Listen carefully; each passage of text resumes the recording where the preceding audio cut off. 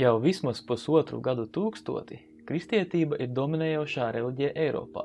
Kad runā par eiropiešu vērtībām un identitāti, bieži izceļās strīdi, vai kristietība ir tās daļa vai nē.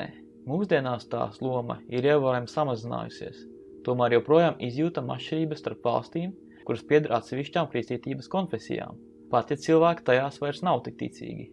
Tas norāda uz to, ka piederība kādai baznīcai ir kas vairāk nekā reliģijas jautājums. Tas atstājas paliekošas pēdas uz valstu kultūru, saimniecības un pārvaldes formām, kā arī uz pašu valstu izveidi. Visas Eiropas valstis, kuras saglabājušās līdz mūsdienām, izņemot musulmaņu Bosniju un Albāniju, izveidojās ne agrāk kā laikā, kad tās pieņēma kristietību. Varētu teikt, ka tā lika pamatus valstu pārvaldes formai un likumdošanai. Uzreiz vēlos teikt, ka šis raidījums nebūs par to, vai reliģija un kristietība kā tāda ir laba vai slikta, vai kurš no tās novirzieniem ir pareizāks. Šeit vēlos apskatīt, kā tieši kristietība un tās dažādie paveidi ietekmēja Eiropas valstis, un cik liela loma šim mantojumam mūsu dzīvēs ir šodien. Pirmais, ko vēlētos apskatīt, ir kristietības loma ģimenes sistēmas izveidē. Pirms kristietība bija ciešāk nostiprinājusies Eiropā, te daudz lielāku lomu spēlēja dzimtu, cilšu, klanu un dažādu citu radniecīgu savienību formas. Savas dzimtes locekļi veidoja atsevišķas kopienas un iekšējie likumi bija svarīgāk nekā kas cits. Valstis, kādus tās pazīstam šodien, tad nepastāvēja. Varētu teikt, ka kristietība lika pamatu mūsdienu pazīstamajam ģimenes modelim, kas sastāv tikai no tuvākajiem ģimenes locekļiem, bet plašākas radniecīgās apvienības zaudēja savu nozīmi. Pat ja vietām tās pilnībā neizzuda.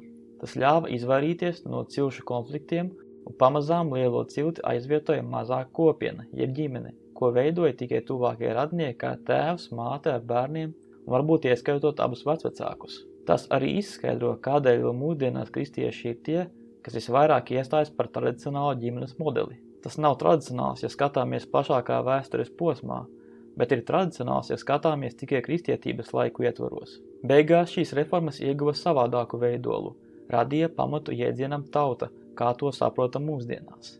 Kas ir liels cilvēku kopums, kuru veido daudzas atsevišķi ģimenes bez redzamām cilts saitēm, bet kuri tomēr spēja viens otru uztvert kā daļu no vienas lielākas kopienas.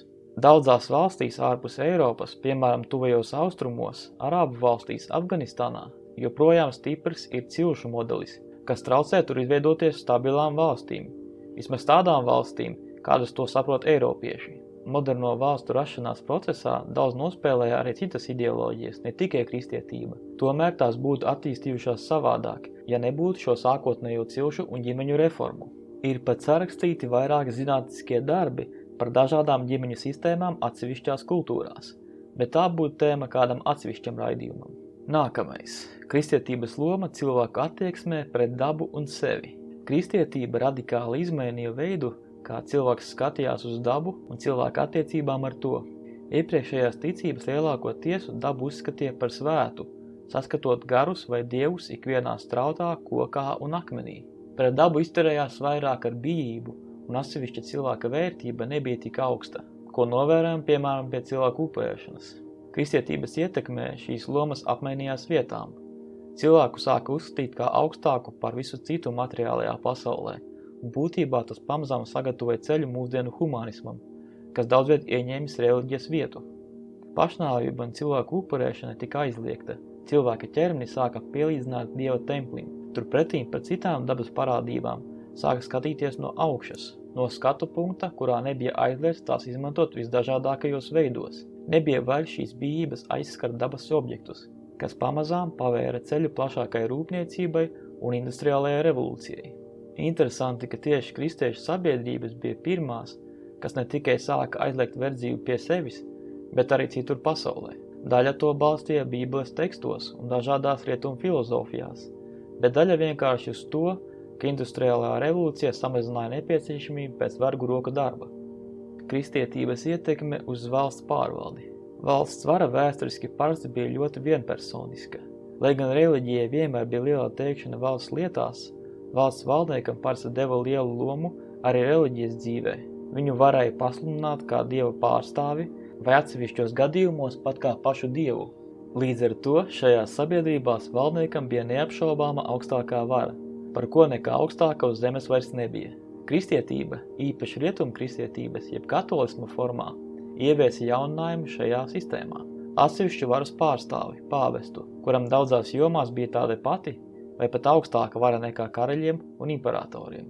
Tātad visi šie Eiropas valstu valdnieki bija spiesti rēķināties ar pāvestu, kā arī ar baznīcas varu kopumā, un tiem nebija pilnīgas absolūtās varas. Vēsturiski gan bija arī daži izņēmumi, kad karaļi tomēr iespaidoja pāvestu sev par labu vai pat iecēla un atcēla tos, tomēr galvenais varas sadalas princips parasti saglabājās. Austrumu kristietība, ja pareizticība, gāja savādāku ceļu. Tajā nebija tādas pašas personas kā pāvests, un pāvesta lielā vara katoļu baznīcā arī bija viens no iemesliem, kādēļ abas baznīcas sašķēlās. Pareizticīgo baznīcas augstākajai varai, patriarham, nebija tik liela ietekme pareizticīgo valstu pārvaldes lietās. Tādēļ valdnieki tur varēja rīkoties brīvāk, un tiem bija lielāka vara kopumā. Šīs atšķirības starp rietumu un austrumu kristietības zemēm pārvaldes ziņā zināmā mērā novērojams vēl šodien. Pēc reformācijas sāka izveidoties arī lielākas atšķirības starp katoļu un protestantu zemēm. Pie katoļiem un protestantiem vēsturiski izveidojās dažādi zemes pārmantošanas noteikumi. Pie katoļiem zemi centās izdalīt visiem dēliem, bet pie protestantiem zemi pārmantoja tikai vecākais dēls. Tas izveidoja situācijā, kurā katoļu zemēs zemnieku saimniecības bija lielākā skaitā, bet mazākā izmērā.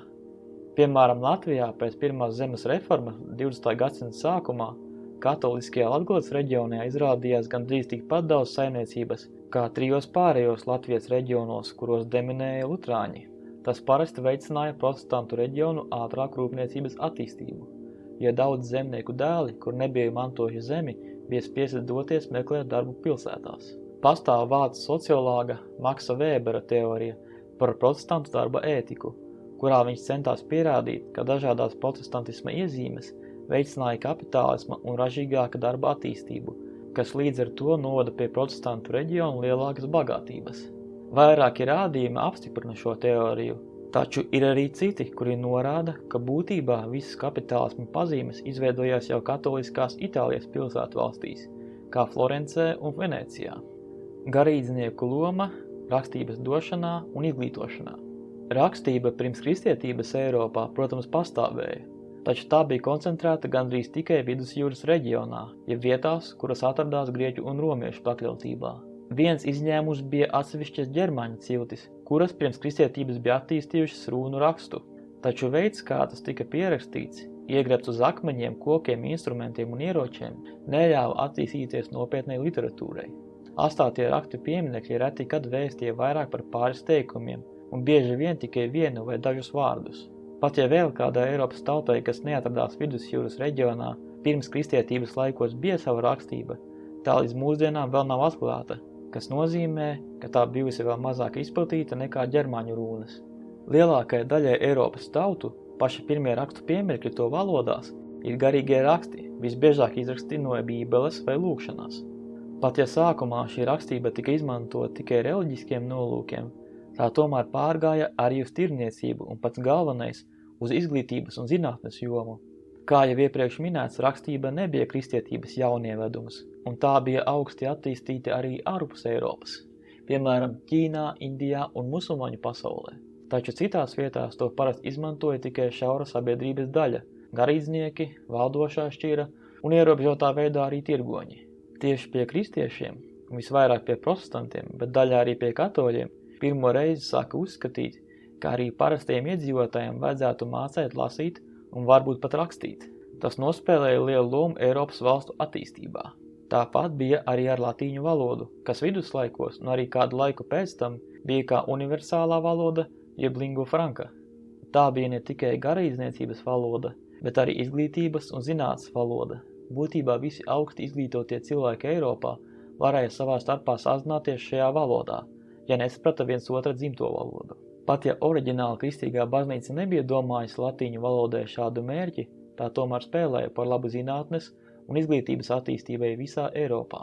Daudzas no vecākajām universitātēm un citām mācību iestādēm tika sākotnēji dibinātas vai atbalstītas no baznīcas puses. Arī šeit nevar teikt, ka vien kristietība ir vēsturiski atbildīga par izglītības attīstību. Tomēr tā bija tas, kas nopietni veicināja augstākās izglītības izplatīšanos visā Eiropas kontinentā. Pat vēl šodien tādās nozarēs kā medicīna un bioloģijas zinātnēs vispār tiek plaši lietot latīņu valoda. Bet kā tad ar dažādajiem kristietības paveidiem jeb konfesijām? Kā jau minēts, kristietība nav viendabīga. Pastāv 3 lielie tās atzarojumi – katolisms, protestantisms un pareizticība, kā arī ļoti daudzi šo lielo atzarojumu apakšpaveidi. Tie deva gan labumu, gan ļaunumu. Pirmkārt, šāda atdalīšanās reti kad notika bez lielas vardarbības, un vairāki no lielākajiem kariem Eiropā tika izcīnīti šo šķelšanos dēļ. No otras puses dažādie novirzieni attīstīja cilvēku individuālismu un dažādu ideju izplatīšanos, kas vēlāk noved pie tā, ka liela daļa filozofisko, politisko un ekonomisko ideoloģiju ir radušās Eiropā. Pamatā to varētu raksturot kā tieksmi apšaubīt un izpētīt visu, par ko neesi drošs un ko nepārzini. Iespējams, nav tik daudz norāžu uz šādu domāšanu pašos kristietības rakstos, taču šis dzinulis radās tieši pētot tos, cenšoties izprast un galu galā iztulkot par savam ziņu, ko tajos lasīja dažādi garīdznieki. Latvija šajā ziņā ir unikāla valsts Eiropā un iespējams arī pasaulē. Latvijā diezgan līdzīgos daudzumos blakus pastāv katolisms, protestantisms, luterānisma formā un pareizticība. Tas dod mūsu sabiedrībā dažādus viedokļus, taču var kalpot arī kā tās šķēlējs. Arī skatoties Baltijas reģionā, šajā ziņā izceļamies uz pārējo fona. Ja vēsturiski Igaunijas teritorijas pārgāja galvenokārt uz luterānismu, bet Lietuvas teritorijas galvenokārt uz katolismu, tad Latvijas teritorija gadījumā saglabājās gan spēcīga luterānisma, gan katolisma centri. Arī vēlākais vecticībnieku un pareizticīgo pieplūdums Latvijas teritorijā bija vislielākais. Kaut kādā veidā tas mūs ietekmē arī mūsdienās, jo tā vien šķiet, ka abas pārējās kaimiņu valsts vairāk koncentrējas uz vienu konkrētu mērķi, bet Latvijā pamēģinām te vienu, te otru, bet ilgtspējīgāk darbības virzienu trūkst. Vai virziens varētu būt kā starpniecības starp dažādām valstīm un ideoloģijām, kas te bijušas pārstāvētas, kā starpnieks starp rietumu valstīm, ziemeļu valstīm un austrumu valstīm, gluži kā kopā šajās teritorijās sadzīvoja šīs 3 kristietības konfesijas? Arī tas ir ļoti abstrakts un varbūt pat neizpildāms mērķis, bet ir vērts par to padomāt.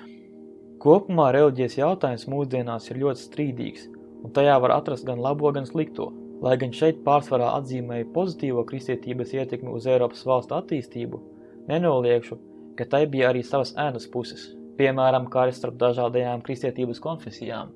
Tāpat var strīdēties par to, cik ētiski bija pati kristietības izplatīšana gan pie mums, gan pasaulē kopumā. Daudzi svešzemi iekarojumi vismaz formāli tika attaisnoti ar kristietības izplatīšanas misiju. Var strīdēties arī pie kristietības ietekmu uz zinātnes attīstību. Tomēr nevar noliegt to, ka tieši kristīgās valstis bija tās, kuras pirmās iesāka zinātnisko revolūciju un vēlāk sāka izplatīt humānās vērtības ne tikai pie sevis, bet arī visur citur pasaulē, ar ko es pirmām kārtām domāju iestāšanos pret verdzības sistēmu. Nevar teikt, ka par to bija atbildīga tikai kristietība. Uz šiem sasniegumiem lielu iespēju atstāja arī pirmskristietības romiešu un grieķu mantojums. Tas viss kopumā radīja tādu kā kopējo dzinējspēku, uz kura balstījās un uz sevi būvēja rietumu kultūra. Pat ja kristietība bija tikai daļa no tā un nevienmēr iedarbojās tikai labā nozīmē, tā tomēr bija neatņemama rietumu sastāvdaļa, kad tie viduslaikos pārgāja renesansē un vēlāk arī jaunākajos laikos. Tikai sākot ar 19. gadsimtu tās loma Eiropā sāka mazināties. Savu nospiedumu Eiropas un arī pasaules vēsturē tā būs atstājusi. Vai nospiedums sāks izzust, vai ies tālāk, rādīs tikai laiks. Tas arī pagaidām būtu viss par šo tēmu. Šajā kanālā apskat dažādas ar vēsturi, kultūru, ekonomiku un sabiedrības procesiem saistītas tēmas. Lūdzu atstāj savu komentāru par to, ko tu domā šajā sakarā.